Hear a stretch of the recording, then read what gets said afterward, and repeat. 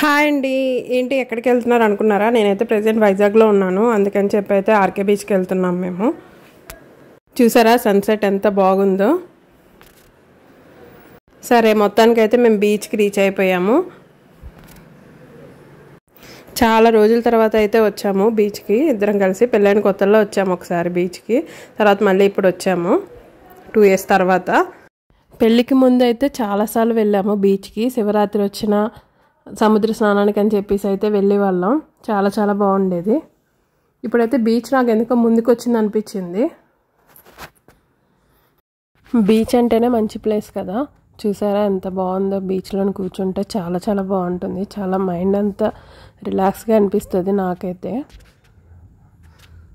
కాసేపు బీచ్లో కూర్చొని తడుద్దాం అనుకుంటే మా ఆయన అయితే అస్సలు వద్దన్నారు. బట్టలు తడిసిపోతే వద్దు అని. అంతే, నా బీచ్లో తడిసిన ఫీల్ అయితే వేరే ఉంటుంది కదా.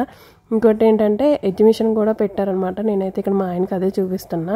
ఎగ్జిబిషన్ కూడా తీసుకెళ్ళలేదు, నెక్స్ట్ టైం చూద్దామని అన్నారు. చాలా రోజులు అయింది కదా బీచ్కి వచ్చి, అందుకని చెప్పి ఇక్కడైతే కూర్చున్నాము. అన్నిటికంటే మెయిన్ ఆర్కే బీచ్కి వస్తే ఇక్కడ మొక్కజొన్న పొత్తులు కనిపిస్తాయి అన్నమాట.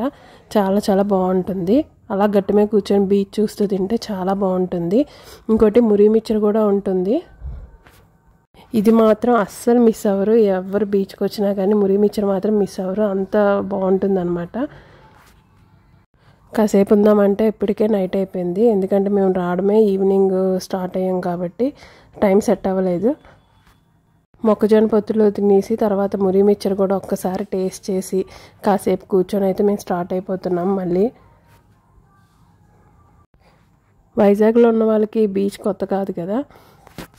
వైజాగ్లో ఎవరెవరు ఉంటారో నాకు కామెంట్లో చెప్పండి. ఎందుకంటే ఈ వీడియో ఎంతవరకు వెళ్ళింది అన్నది కూడా నాకు కూడా తెలుసుకోవాలని ఉంది. నెక్స్ట్ టైం నేను మీకు వైజాగ్లో ఏమేమి ఉంటాయో మంచి ప్లేసెస్ వీడియో అయితే తీసి అప్లోడ్ చేస్తాను. అంతవరకు ఛానల్ని ప్లీజ్ సబ్స్క్రైబ్ అయితే చేసుకోండి. ఈ వీడియో మీకు నచ్చినట్లయితే ప్లీజ్ లైక్ చేయండి, కామెంట్ కూడా చేయండి.